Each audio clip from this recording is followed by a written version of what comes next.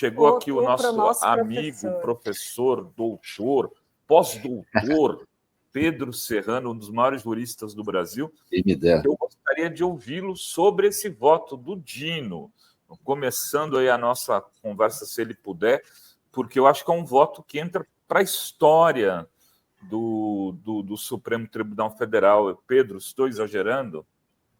Não, acho que sim. Foi um excelente voto do ministro Dino. Aliás, para mim, é o melhor ministro do Supremo hoje, mais qualificado.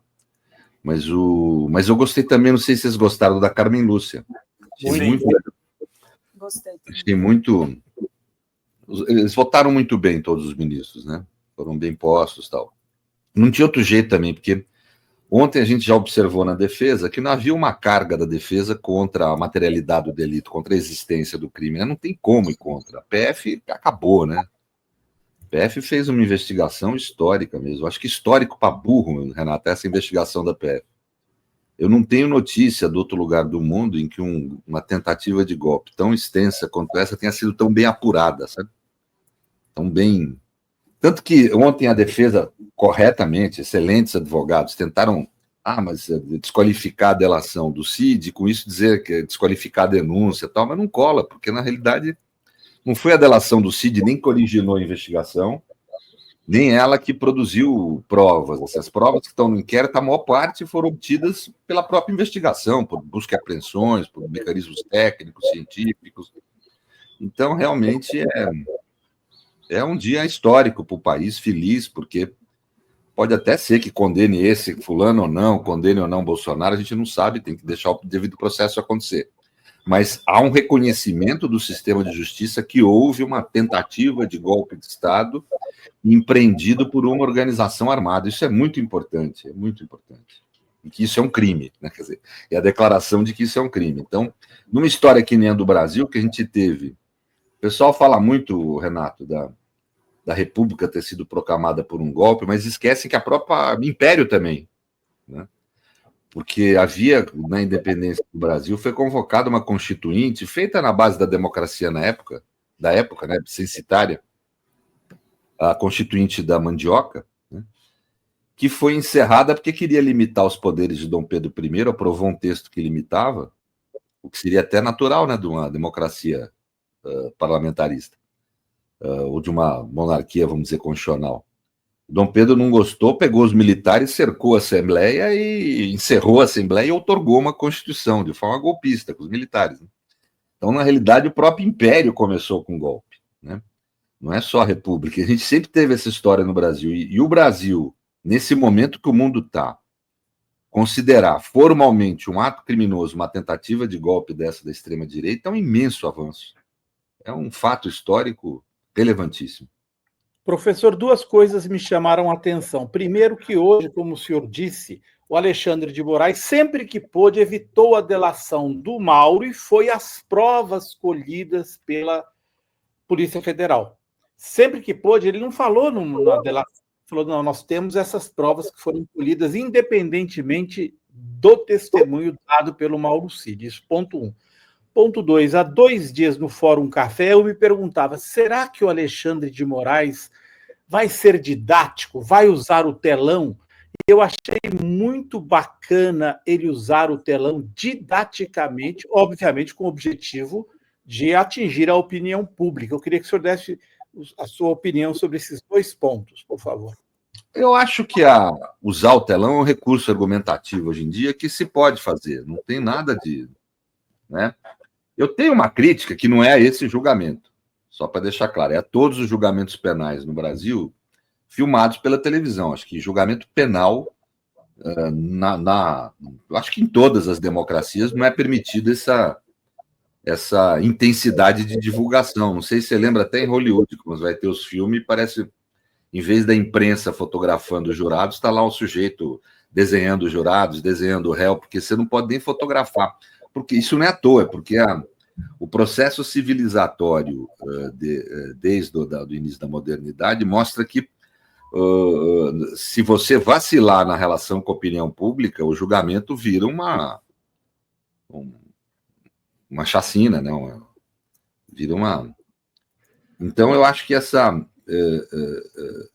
essa é a crítica que eu tenho, mas não é esse caso. Há o sistema de justiça brasileiro que nos tribunais superiores permite filmar julgamentos aí, passar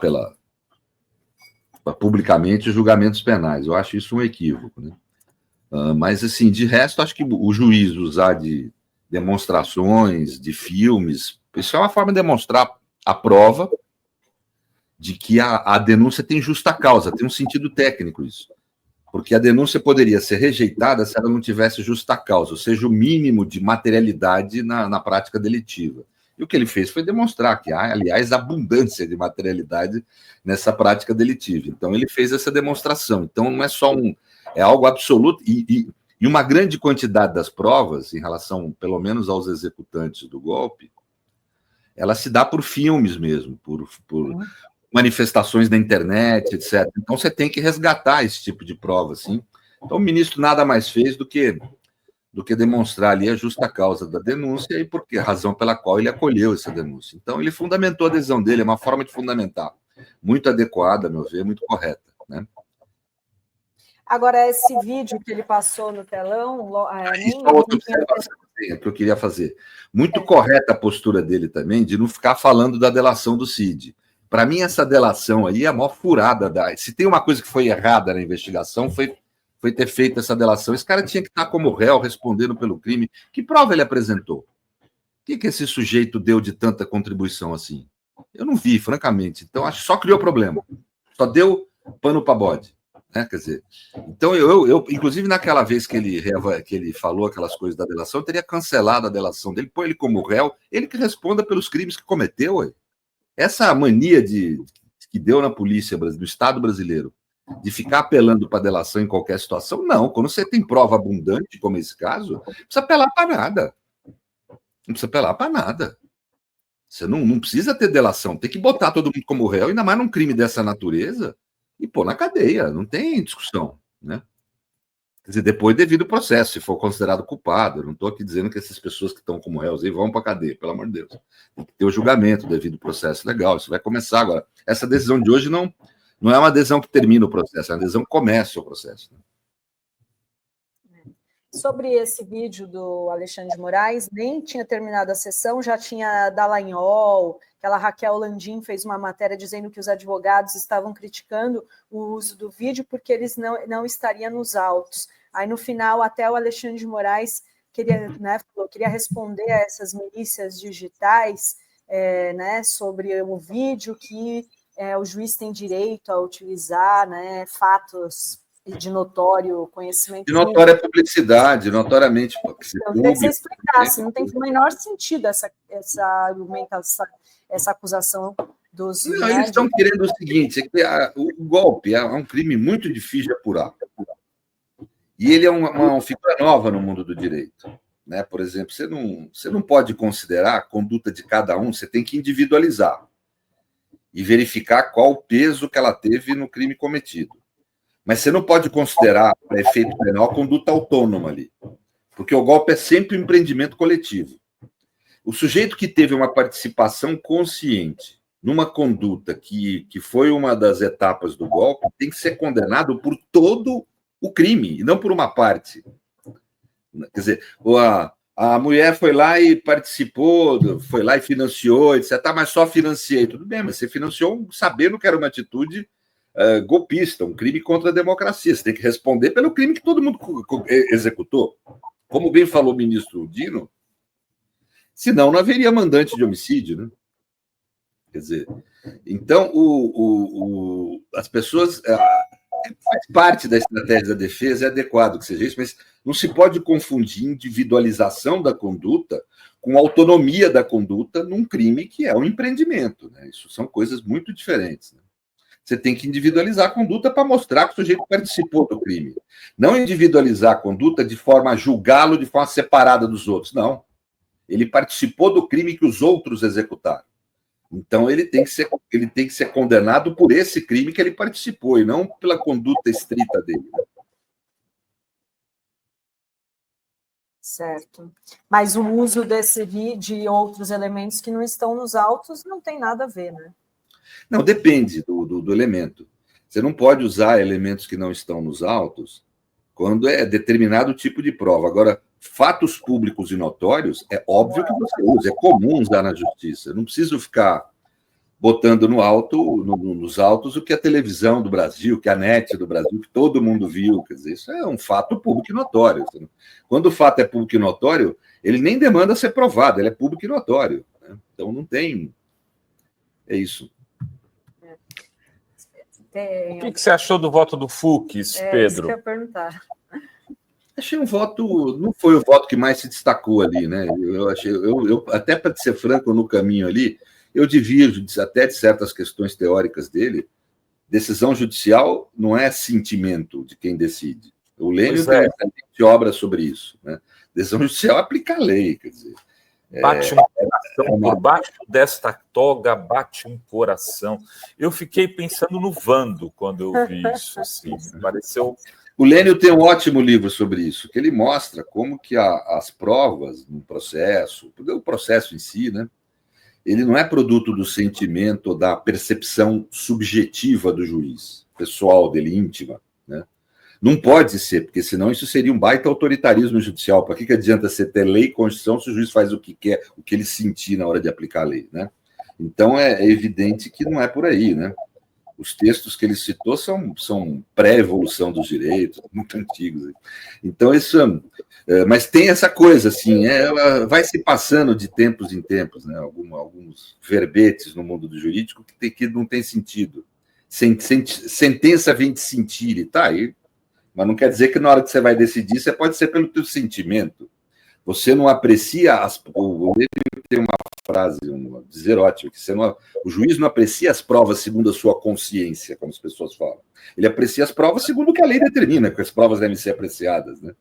Não é a vontade pessoal, né? O juiz não está ali para exercer sua vontade pessoal, né? Ele está ali para exercer a vontade da lei, a vontade da ordem jurídica, do que está posto pela democracia, porque é assim que a democracia funciona. Senão você acaba tendo um juiz que subverte toda a estrutura democrática, né? O povo vai lá, vota no deputado, o deputado aprova a lei, ela passa a ter vigência para o juiz fazer o que quiser na hora de aplicar essa lei? Não, tem que aplicar a lei. Foi aprovada pelos representantes do povo, né? Agora, essa é só uma divergência teórica. No conteúdo, o voto estava bom, como todos ali, estava correto, né? O voto correto. O que acontece agora, professor? Eu gostei muito da forma como o ministro Alexandre expôs, gostei muito do voto do ministro Dino e gostei muito do voto da ministra Carmen Lúcia. O que acontece agora, professor? Todo mundo querendo saber quais são os procedimentos que vêm agora, que começou a ação penal. Vai ter agora um ato que fica parecendo para as pessoas que é uma prova, não é uma prova, é um ato de defesa dos réus, que é o interrogatório deles. O interrogatório é um momento em que o réu se defende, ele está lá para ser ouvido, para falar a sua versão dos fatos, etc. Então, ele na realidade não é uma prova, ele é um ato de defesa, né?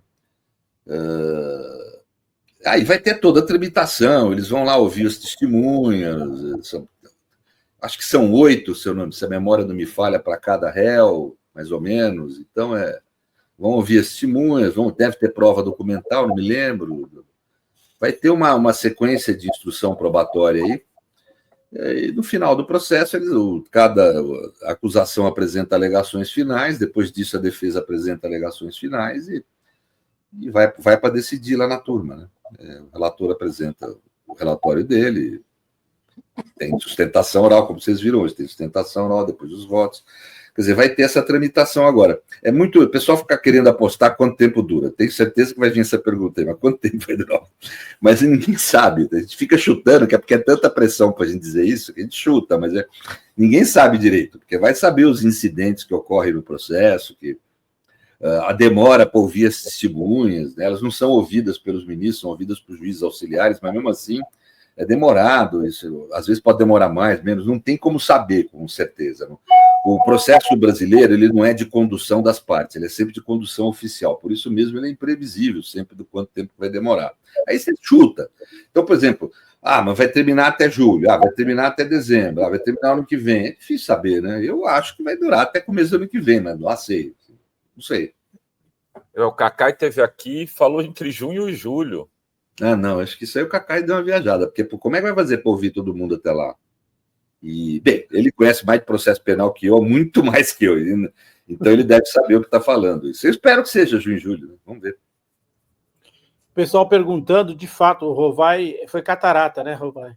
Apesar da... Não, foi uma pele que estava interferindo nos olhos, o oculista achou melhor tirar. Só estou perguntando aqui no chat. Eu, catarata, eu operei agora, estou operando o outro olho dia 17. Eu não estou conseguindo nem ler o chat, para vocês terem uma ideia. Então... eu estava perguntando, o que aconteceu com o Rovai?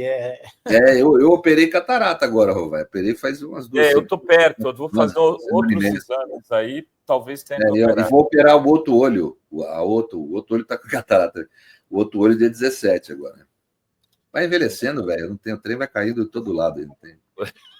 É só usar chip. Aliás, até no Supremo, isso, até no julgamento, essa coisa da idade foi pauta, né? O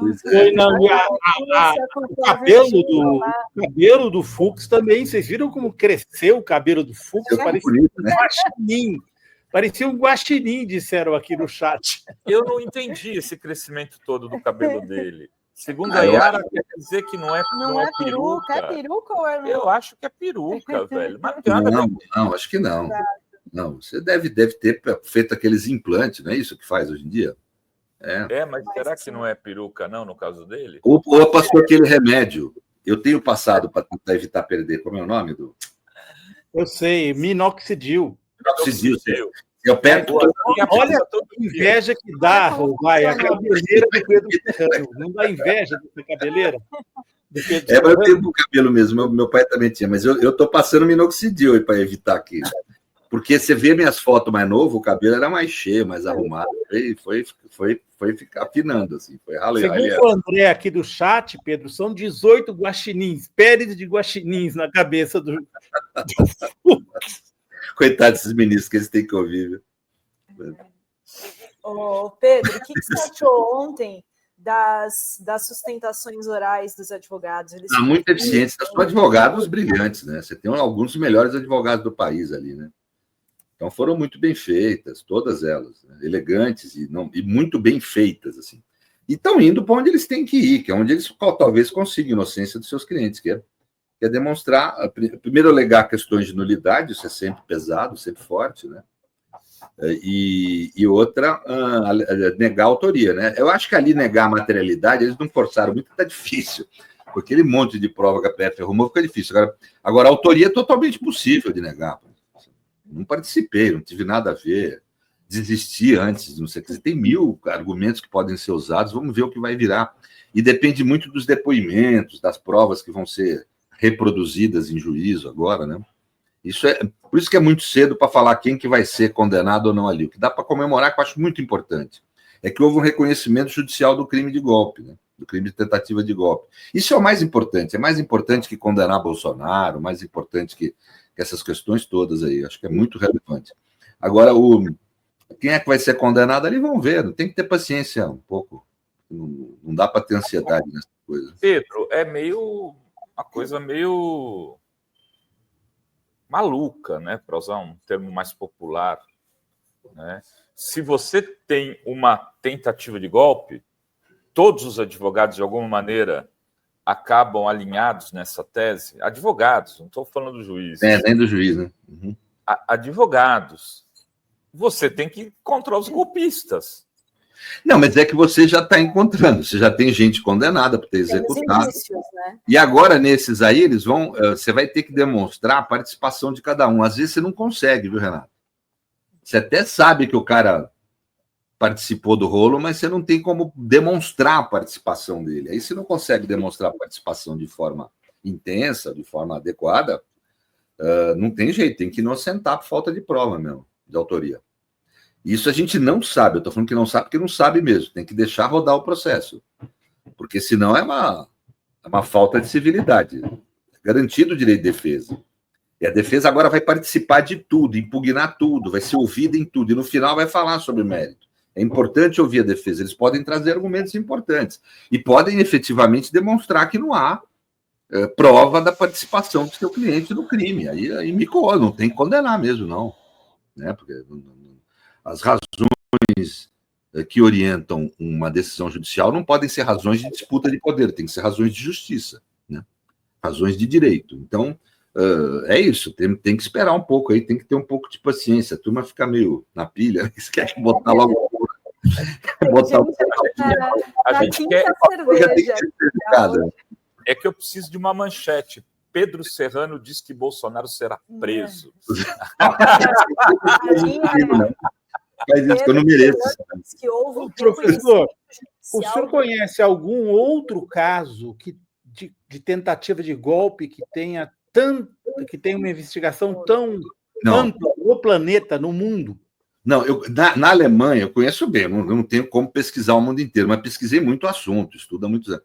Na Alemanha, você teve prisões e processos, mas assim, lá eles são mais duros que aqui, né? Não tem muito mimimi. Então, por exemplo, você reuniu, há 1 ano e meio atrás, eles prenderam 20 pessoas, ninguém importante do Estado, mas eram empresários, gente de dinheiro. Então, eles falaram, então isso aqui é tentativa de golpe. Eles estavam realmente tramando começar um movimento político, prefeito de tramar um golpe de Estado lá. Prendeu todo mundo. Não tem isso aí. E ninguém ali era tão importante quanto, não era general, nada do gênero. Eram líderes, alguns ativistas políticos e gente de muito dinheiro. Então, eles, inclusive, eram um dos empresários, inclusive, ligado ao bolsonarismo aqui no Brasil também, né? Então, você tem, mas isso aí não é nada comparado ao que a PF fez, viu, gente? Né? A PF apurou muito bem. Certo? E também não é muito comum, Veazenha, um golpe com tamanha estrutura, você conseguir ficar só na tentativa, né? Que eles cometeram muito erros também, né? Mas você vê, na Bolívia, o pessoal fala lá, foi mais intenso. Foi mesmo, porque deu o golpe, mas depois retrocedeu. Mas lá chegou a dar. Aqui nós ficamos na tentativa. Então, uma tentativa tão ampla, eu acho que nem a do Capitólio, apesar de ter matado gente, não se compara à intensidade e à extensão que você teve nesse...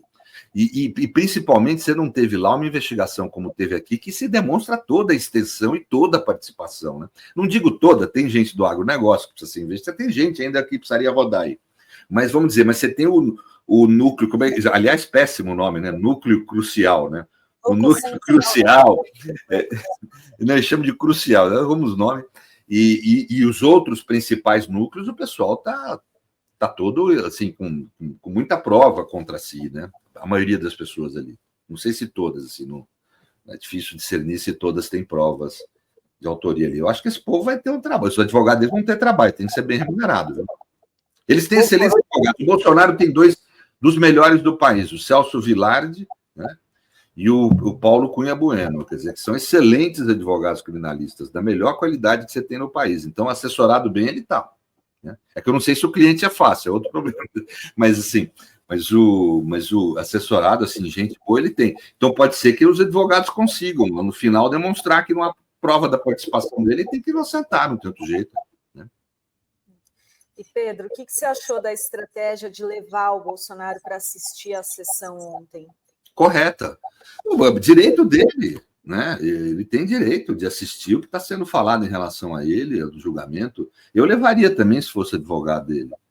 Ah, mas por que constrange? Foda-se, ele tem direito de participar. O ministro não pode se sentir constrangido, ele é agente público, ele está ali para realizar uma função pública, não uma função privada, né? Então, acho que tem, tá direito dele, está correto participar, legitima o julgamento. Legitima o julgamento. O Bolsonaro participou, estava lá, viu. Então, é isso. Não sei se eu tenho um monte de pergunta, né? É que eu fiquei com uma dúvida, porque o Fux falou que vai rever a dosimetria da pena da Débora do Batom, que deu muita polêmica, né, esse caso, porque ela pode pegar 14 anos, ser condenada a 14 anos, e aí ele pode fazer isso? Né? Como a nossa mídia ela não está sendo acusada por ter pichado a estátua, esse é o menor problema. O problema é que ela participou de uma tentativa de golpe de Estado, está no Código Penal. Se você participar de um crime, você responde por ele, né? Então, tudo bem, eu só ajudei o cara dirigindo o carro no assalto, no roubo. Tudo bem, mas você só dirigiu, mas você participou do crime, né? Então, não tem jeito, quer dizer, ela sabia, ela deixa claro, inclusive no depoimento dela, que ela tinha intenção política de dar um golpe de Estado, ela participou dos acampamentos, tudo querendo provocar uma intervenção militar, ela foi para o movimento lá de 8 de janeiro, querendo chamar os militares a intervir, tinha essa intenção. Aí pegam o momento que ela pichou, está sendo condenado por cada pichação. Não, nem momento isso foi. O ministro Alexandre explicou isso lá. Outra coisa é a dosimetria. Aí a dosimetria, não, tudo bem, vamos reduzir aqui. Não. Por exemplo, tem uma coisa que eu acho que é equivocada, não só no caso dela como no dos outros, que é você aplicar concomitantemente a sanção de tentativa de golpe de Estado e de atentado contra o Estado de Direito. Tem o princípio da consunção, que nós chamamos no direito. A conduta mais intensa absorve a menor, talvez seja isso que o ministro investigando. Aí é possível reduzir a pena dela. Mas assim, mas não dá para tratar a questão como ela só estava pichando. Não, menos. Agora, você pode ter uma dosimetria de pena que reduza, isso é outra questão, né? Mas ela tem que ser punida pelos crimes que ela participou, né? Entendi. Então dá para ele fazer alguma coisa nesse sentido. Dá. Eu acho que talvez deva. Por exemplo, essa consunção eu aplicaria para todo mundo, não só para ela. Né? Que não vai mudar muita coisa, porque você reduz ali 2, 3 anos, ela vai ter que ir para a cadeia do mesmo jeito. Me desculpa. Mas aí ela já está. 10 anos de cadeia é pesado. 10 anos de cadeia você tem que conhecer. Ela está há 2 anos, desde março de 2023. Aí, com o sexto, ela já pode pedir né, Pronto, mas aí ficou 2 anos. 2 anos de cadeia é muito tempo. Vocês estão mal. Vocês estão... Esses 2 anos de cadeia é muito tempo. Aliás, para cumprir no Brasil, né? Para cumprir no Brasil 2 anos, você tem que ser condenado a 12 anos, sei lá. Nossa, meio... É uma pena pesada, 2 anos. Aliás, a gente estava falando isso, né? Que o Lula ficou 580 dias preso lá e ele leu, viu muita coisa, conseguiu ficar ali. O que vocês acham? O Bolsonaro, numa prisão dessa, ele não consegue, né, Pedro? O que você acha? Eu acho que é bom ele começar a treinar, viu? Assim, não sei, se eu fosse ele. Como é que é o nome daquilo que dá os oriental faz lá mesmo? Aquele relaxa. Fica lá fazendo assim. Xixã. Não, é meditação. Ele tem que começar a fazer essas coisas. Tem que começar a fazer. Ele não gosta de ler, não gosta de assistir filme. Ele vai ficar na cadeia, no celular. A cadeia não é gozada. Essa é a parte que menos me seduz nessas coisas todas. Assim. Acho que o cara tem que ir para a cadeia para deixar para a história, não por outra coisa. Mas quando você prova que um sujeito participou de uma tentativa de golpe de Estado, ele tem que ser punido porque é um problema histórico de passar isso para as novas gerações e tal. Mas se tivesse um outro jeito de tratar a questão, assim, no mundo utópico, aí eu preferia. Esse negócio de prisão é muito medieval, né? Eu acho que é um jeito de tratar as coisas muito medieval, né? O Silvio Lima fez uma pergunta, Silvio, mas o professor Serrano já respondeu que ele acredita que tentativa de golpe e ação são a mesma coisa, né? Não, eles não se chocam, viu, Silvio? Não é bem assim também, porque eu acho que é possível a gente ter no futuro, espero que não, alguma situação que não chegue a caracterizar golpe de Estado, tentativa de destituir o governo, mas que pode caracterizar um atentado às instituições do Estado de Direito. Então, é possível que isso ocorra. Que nesse caso específico, como você teve a tentativa de golpe, ela absorve, para mim, o outro crime. Né? Entendi. Que nem, por exemplo, você pode estar com o porte ilegal da arma, mas se você tenta cometer um assalto, você não vai punir o cara pelos dois. Não tem como assaltar a mão armada ou roubar a mão armada sem estar com uma arma. Né? Então, essa conduta absorve a outra. Isso no direito chama consunção. Os penalistas reconhecem bem disso. Era bom perguntar isso para os penalistas aí nossos, aí, para ver o que eles acham. Mas me pareceu, como constitucionalista, não sei, que uma conduta absorve a outra, porque eu não vejo como você tentar golpe de Estado sem atentar contra o Estado de Direito. É possível você atentar contra o Estado de Direito sem praticar golpe, mas eu não vejo como você tentar golpe sem atentar contra o Estado de Direito. É necessariamente uma coisa implica na outra e você pune pela sanção mais grave. Né? Então, esse, por exemplo, era um jeito de diminuir a pena dessa moça aí, das outras pessoas. Mas, assim, não o problema dela está sendo punida porque pichou a coisa. Não, né? Não é, isso é uma discussão rasteira. Dá para diminuir a pena dela. Então, dá, ele falou. Aí tem outros jeitos também, que eles podem construir novas formas de dosimetria. Isso esses caras têm aí. Eles criam um jeito, não é isso. Mas o que eu fico impressionado é a mídia veicular isso, né? Assim, a mulher foi punida porque fez o batom? Não. Editorial do Estadão, né? É, uma coisa meio maluca. Eu não sei como embarcam nessa, sabe? Assim, eu não sei se é má fé, mas é muita desinformação, digamos assim, né, me parece. Um veículo que teria que informar as pessoas. Né? Não, eu acho que a má-fé, sim. Acho que estão numa campanha, viu? Estadão e Folha de São Paulo, nossa, estão batendo demais no STF por causa desse caso. É estranho, né? Essa gente acha que você chega com o nazismo e media, sabe? Assim, como é que você media com o extremismo, sendo humanista? Não tem como. Como é que você mediava com o nazismo? Não vamos matar judeu, vamos só torturar. Bacana, né? Quer dizer, é mais ou menos isso que eles estão tentando fazer. Não tem como mediar com isso. Isso é um erro, mais um erro histórico da nossa imprensa. Né? A gente precisaria, para poder consolidar a democracia brasileira, ter uma revolução na imprensa. Né? Tinha que mudar os veículos, ou pluralizar isso, ter muito mais veículo. Ter assim, porque não é possível. Sempre erram, cara. Erraram apoiando a ditadura. Aí, quando sai da ditadura, passa um período mais do bem, assim, vamos dizer assim, mas logo depois vão cometendo o erro. Na coisa da Lava Jato, erraram brutalmente, agora erram de novo. Quer dizer, é muito erro contra a democracia, contra uma visão humanista de mundo, né? Nós 3 jornalistas aqui, professor, falamos disso há mais ou menos, né, Renato Rovai? Muitos anos vocês falam disso. Eu vejo, vocês todos, eu, Azen, o Renato, a Adri, eu vejo falando há muitos anos disso aí. Eu sei que vocês falam. Mas precisava mesmo de ter uma coisa aí, de uma mudança aí, porque fica difícil, né? Na minha é muito ruim, porque o nível de desinformação. Eles trataram, por exemplo, a questão da legitimidade do ministro Alexandre em julgar, da imparcialidade dele, foi tratada de uma forma primária também nos editoriais. Ele foi vítima, não pode ser julgado. Calma, não é? Ele tem que analisar isso. Pelo menos eles tinham que ter mostrado a complexidade do tema. É uma organização criminosa, a PF demonstrou claramente que é uma organização criminosa que vinha praticando atos desde lá de trás. A ministra Carmen Lúcia falou com brilhantismo, isso hoje, brilhantismo. Não tem como você fazer uma tentativa de golpe num ato isolado, não existe isso. Né? Que vinha atuando. O ministro Alexandre começou a investigar essa organização criminosa, e ele foi atacado por causa do exercício dessa função dele, de ser o magistrado que exercia as funções de judicatura junto à investigação dessa organização. Mas, segundo o CNJ, o Estadão tinha que ter apontado isso naquele editorial dele. Né? Aquele Demétrio Magnoli também, quando falou na Globo, segundo o CNJ, mais de 100 juízes hoje recebem proteção policial porque atuam em investigação de organizações criminosas e foram ameaçados por essa investigação. Nenhum foi julgado impedido, nenhum. Por que o ministro Alexandre tem que ser? E pior, qual que é a consequência dele ser julgado impedido? Todos esses juízes estarem impedidos? Quer dizer, as organizações criminosas vão começar a ameaçar para escolher juiz. Eu não gostei daquele juiz, ele está dando comandos duros de investigação, eu vou lá e ameaço o sujeito. Né? Ou eu acho que ele pode me condenar porque eu cometi mesmo crime, sou uma organização criminosa, tráfico de droga, me pegaram com 2 toneladas de maconha ou de sei lá o que, de cocaína, eu vou lá e ameaço o juiz e pronto, escolho quem vai me julgar. Isso é princípio do juiz natural? Não, no direito não existe a figura do impedimento provocado. Isso é antigo no direito, é antigo para mais de metro.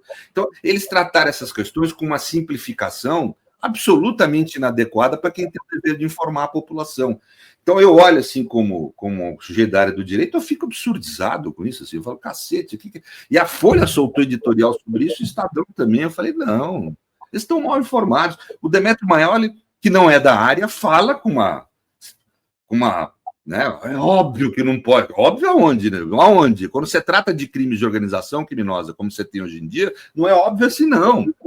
O sujeito é atacado pelo exercício da função pública, não na relação privada dele. Ele não pode julgar quando ele é vítima ou ele é atacado no plano privado. Tanto que o ministro Alexandre, quando foi atacado lá naquele aeroporto lá da Europa, foi o ministro Toffoli, o relator, não foi ele. Porque aí é outra relação. Aí você está sendo atacado e você foi cometido um crime contra você como pessoa privada. Agora, quando o crime é cometido em razão da função que o juiz exerce, ele não pode ser julgado impedido. Em especial se o crime é cometido por quem ele investiga. Porque senão quem ele investiga vai acabar tendo domínio, vai manipular a pessoa, a investigação. Isso não pode ser permitido. Né? Então, é uma falta de informação, digamos assim, que por quem deveria ter, quem teria o dever de informar, né, adequadamente. Gente, eu tenho que... Não, e o pior é que aí eles usam a extrema-direita, né, para atacar o Supremo, né, essa desinformação, eles... Fica estranho, porque parece que são pessoas ou agentes que querem mediar, como se fosse possível se mediar com a extrema-direita. Isso sempre deu em tragédia, essa história. Né? Os que tentaram, os conservadores, você lembra, Zé, que tentaram mediar com a ascensão do nazismo, olha o que deu. Acabaram engolidos pelo nazismo, ou viraram nazistas ou foram suprimidos por ele. 64 do Brasil, Carlos Lacerda apoiou, Juscelino apoiou, depois foram todos caçados. Todos caçados, é isso. Né? O Estadão apoiou e depois foi censurado, né? Foi censurado. Tá bom, Pedro, gente, obrigado pela atenção. Viu? Muito obrigado. O Heitor Coni escreveu editorial. Obrigado.